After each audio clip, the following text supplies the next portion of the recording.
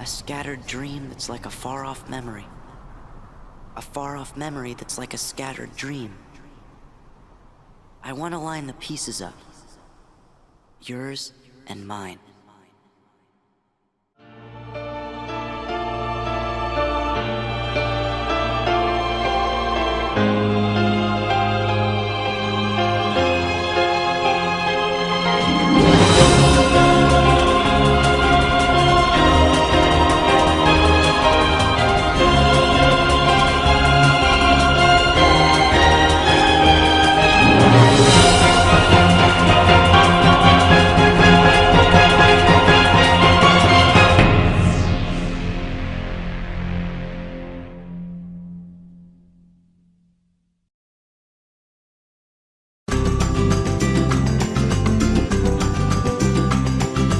Back in 2002, we here in the North of Americas saw what might be the strangest collaboration of two companies. We saw that Squaresoft, the company which had brought us many great RPGs like Secret of Mana, Final Fantasy, and even games like Xenogears, and Disney, you know, this guy, joined forces to bring us an action RPG called Kingdom Hearts. As a kid, I had no idea what to think of it. Now, over 13 years later, the long-awaited Kingdom Hearts 3 has finally been announced, and we got 2.8 coming later this year. So, you guys know what Kingdom Hearts month is, so how about we kick off this journey into gear and start with the very first game in the series, Kingdom Hearts.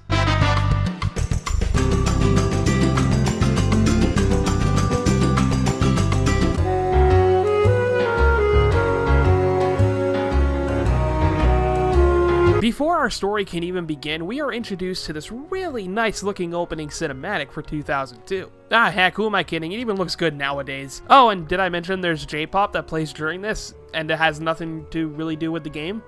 Yeah, however, this doesn't mean it's a bad song, far from it, I actually rather enjoy it.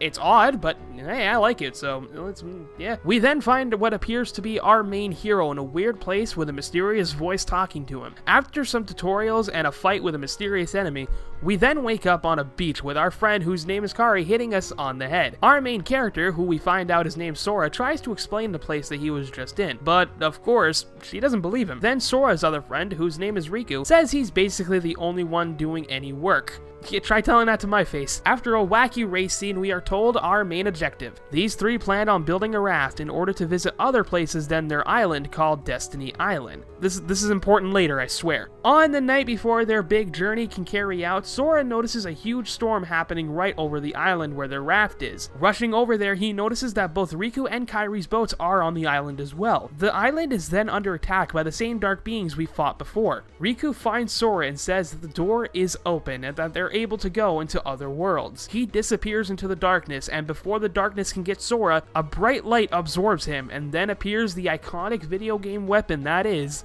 the Keyblade. Sora rushes then to find Kairi, but before he can even rescue her, she disappears into his arms and Sora faces the giant monster from before. After getting sucked into darkness while all this is happening on the island, we are also shown the royal court where His Majesty King Mickey lives. Donald, the royal wizard, goes to greet the king on his routine checkup. Instead of the king, he finds Pluto with a note attached with the symbol of Mickey. Basically, the letter reads that Mickey sensed a great darkness beginning to happen, and that a bunch of worlds are starting to vanish. So the king is left to investigate these strange occurrences. He gives the task of finding the one wielding a key and to ask Leon for help. He leaves this task in the good hands of Donald and Goofy. We return back to Sora, who was woken up in a place called Traverse Town. He meets with Leon and Yuffie, and they give him the rundown on basically everything that's going on, while Donald and Goofy meet Aerith and she does the same. The fact is, there's still kind of a lot more to cover, and I've been going on for just a little bit, so I'll try to explain things as best but as fast as I can.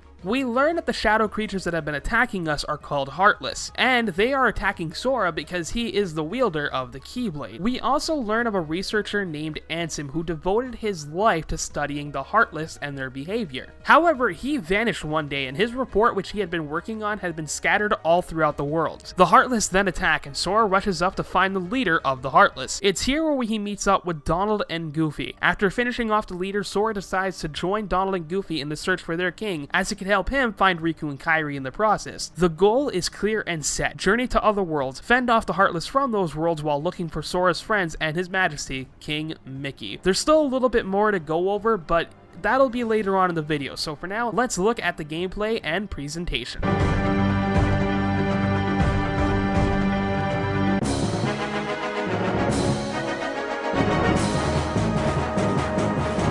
For a game that was released early in the PS2's lifespan, this game looks pretty amazing for the time. Heck, it even kinda holds up today, I would say. Which is kinda odd that I would be saying that, because in case you hadn't noticed, I'm actually playing the HD remake that came out in 2012. It was released to celebrate the 10-year anniversary of Kingdom Hearts, and it was released on the PS3. Now, this wasn't just a simple port of the game, like you see with a lot of HD ports of other games released on newer systems. You see, when they wanted to actually port the game to the PS3, they actually found out they lost all the data to the original files. Almost all of the game had to be redone from scratch. The game data was lost, so we had to research, and we had to dig out from the actual game what was available to recreate everything for HD. We had to recreate all the graphics, and it was actually not that easy. That was said by Tetsuya Nomura during an interview for, 1.5. However, this may have been for the better. The game, at least from my point of view, looks pretty dang good. Being in HD, it really does give the game a fresher look for a new generation. Considering how this game came out no more than 12 years ago, God, that makes me feel really old saying that. This game does look like it was newly released on a PS3, like it was a brand new game. Each world that you visit looks like it's straight out of the Disney movie. What I mean is that you feel like you're actually walking around the worlds in which the movie takes place in. It represents the place in which you're visiting, and each of the Heartless will more or less represent the place you're in as well. For example, when you visit Deep Jungle, the Tarzan level, you'll be fighting a bunch of monkey Heartless, and now would be a good time to talk about them as any. Most of the worlds that you'll be visiting in this game are based on a Disney universe. I say almost all of them because, well, there are a few that aren't, but we will get to those a little bit later. So as for the worlds, there are 12 in total that you'll be visiting on your journey. The list is Destiny Island, Traverse Town, Wonderland, Olympus Coliseum, Deep Jungle, Agrabah, Halloween Town, Monstro, Atlantica, Neverland, Hallow Bastion, and the Final World. In these worlds, you'll be running into some classic Disney characters such as Alice, Tarzan, Aladdin, and my personal favorite, Hades. Why is he my favorite? Well, you see, when Disney started making, regular sequels that never came into theaters, they used voice actors that somewhat sounded like the originals. Kind of faux pas actors. And the same can be said about Kingdom Hearts as well. However, when it came to the role of Hades, the man himself, James Woods, actually voiced Hades again for this game. And let me tell you, he is as lovable here as he was in Hercules. God bless that man. And speaking of voice acting, I gotta say, it's all done pretty well. The actors playing the main characters did a pretty bang-up job. Haley Joel Osment voices Sora, Hayden Panettiere voices Kairi, and that one guy from Seventh Heaven, David Gallagher, voices Riku. They all did a pretty good job considering their age when they first did this, and the game wouldn't be the same without them. As you have probably seen from the footage, or not, I don't know how I'm editing these clips yet, you may have seen some Final Fantasy characters sprinkled here and there. I feel like the main reason for this is that the main man behind the series, Tetsuya Nomura, designed the characters for this game as well as many of the Final Fantasy games, Final Fantasy VII probably being his most famous work. I feel as though that they were put in to try to drive the teenage audience into playing this game. To distract them from the fun Disney stuff that was going on. This, of course, is just a funny thought of mine, not an actual fact. Man, all that, and we haven't even gotten to the gameplay stuff yet. I suppose the last thing I'll talk about before that is the difference between the HD remake and the original. Well, the most important thing is to mention that the HD remake is the final mix version of the game. What is final mix?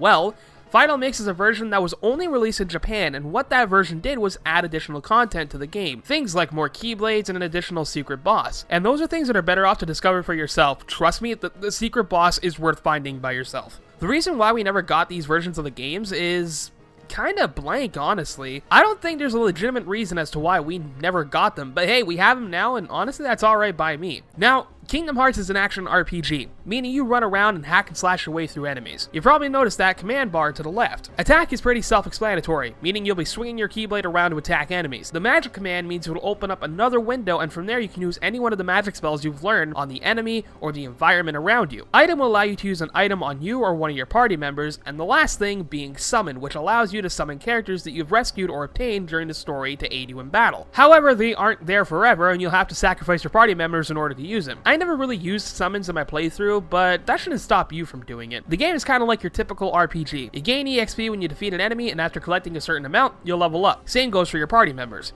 Every level up will always give you a boost in a certain stat, like HP, attack, defense, etc. However, alongside this, at certain levels you'll also gain abilities which you can equip to your characters. These could be things like adding additional hits to your combos, both in the air and on the ground, or allow you to use finishing or startup attacks during combos. And the final mix version actually had some abilities that were not seen in the original Kingdom Hearts. The game, I feel, handles well when it comes to control. You can move around as you would expect to in a 3D environment, but sometimes I still feel a bit clunky when moving around. It's just that sometimes when I'm moving around and jumping around on different platforms, I get that Mario syndrome every now and then. What I mean is sometimes when I make a jump, I feel as though I don't always get the distance I need. But then again, that's just me. I've also heard that a lot of people are having issues with the camera in the HD remake, however, I never really had a problem with it. You see, the camera was controlled with R2 and L2 back on the PlayStation 2, and in the remake it's controlled with the right analog stick. So maybe it was something in the transition that kinda went wrong, but like I said, I never really had a problem with it, so I can't really comment on it. Oh, and before we move on, there's actually something else I would like to tackle. You can actually skip cutscenes in this game. I know that doesn't sound like much, but trust me, after seeing a scene over and over again because you died, it gets very tiring after the second or third viewing. Thank you, HD Remake. Thank you.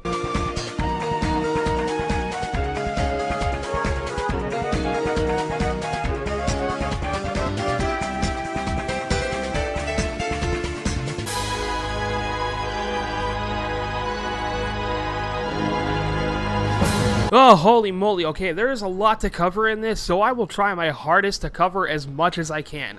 I'll probably miss a couple of things, but come on, I'm like one guy here, alright? So, as you play through the worlds, you discover something called a keyhole. Essentially, these are things that have been able to seal away the worlds and keep them hidden from each other. However, since the keyholes in each world have been open, it allowed each world to become connected and is allowing the Heartless to roam free across these worlds. We learn that one of the masterminds behind these evil deeds is none other than Maleficent. She is the one who has been controlling the Heartless. Aside from the keyholes, our heroes also notice that people from each of the worlds they have visited have been disappearing. We also learn throughout the game that Riku has sided with Maleficent due to some catchy sales pitch by herself, no doubt. He sided with her so that he can do what he feels Sora has forgotten about. That being saving Kairi. When you get to Neverland, you learn that Riku has opened the darkness inside him and even has control over the Heartless. You then learn from Hook that he fled to Hollow Bastion with Kairi. Rushing to Hollow Bastion, Riku stops Sora in his tracks to tell him that he was just a delivery boy for the Keyblade. Riku proudly boasts that he is the true Keyblade master and leaves him with nothing but a wooden sword. Fighting his way through the castle with the help of Beast, Sora encounters Riku and gains the Keyblade once more. Through friendship, I guess? I don't know. And it's here where the plot takes kind of a weird turn. See, wanting immense power so badly, Riku actually turns himself over to the darkness and gains a Keyblade which has the power to unlock people's hearts. He uses this on Maleficent to unleash her full power so she can battle Sora. After defeating her, Sora encounters Riku and learns that he is fused with the person known as Ansem. Yes, the same Ansem from the reports. Essentially, in the long run, when studying the Heartless, he essentially became obsessed with the Dark World. He needed the hearts of the 7 Princesses of Light in order to have access to the Door to Darkness. It's here where we also learn that Kairi is one of those princesses. However, her heart was locked away within Sora's. Sora then decides to unlock Kairi's heart, which would mean that he would lose his own. As Kairi wakes up, Sora disappears and he himself turns into a Heartless. Catching up with Kairi and the others as they try to escape, Kairi somehow figures out that the Heartless that's been following them was Sora. And with the power of love or friendship or something, Sora returns to his normal self and they escape. After returning to Traverse Town, they learn of a place beyond Hollow Bastion, known only as the End of the World. After receiving a lucky charm from Kairi, the trio head off for their final battle against Ansem. The final world can be a bit tough depending on your equipment and level, not to mention some pretty difficult fights. Especially with this wave after wave fight with some of the hardest Heartless in the game. But right after that, the final battle begins. The final battle is set into 4 phases. The first being a team fight against Ansem himself. The second one being a one-on-one fight with Darkseid for like the 30th freaking time. And then it goes into a one-on-one fight with Ansem and Sora. And then the final phase begins. And holy wow. He looks different. This final section starts with a battle with Ansem. Then, after defeating him, you have to take out the rest of the monster that he's attached to in order to reawaken him from his healing state. Take out the other forms and begin the final battle with Ansem. After defeating him, he points to the door that is only known as Kingdom Hearts, and he is convinced that it's filled with nothing but darkness. Sora interjects by claiming that he knows that Kingdom Hearts is actually light, and this leads to the death of Ansem. Rushing to the door, they find that on the other side is the Realm of Darkness, and there lies Riku Riku and His Majesty King Mickey. Together, they seal the door and Riku and Mickey are trapped on the other side. Sora meets with Kairi for one final farewell before they go and search for their friends. Cue music and end credits.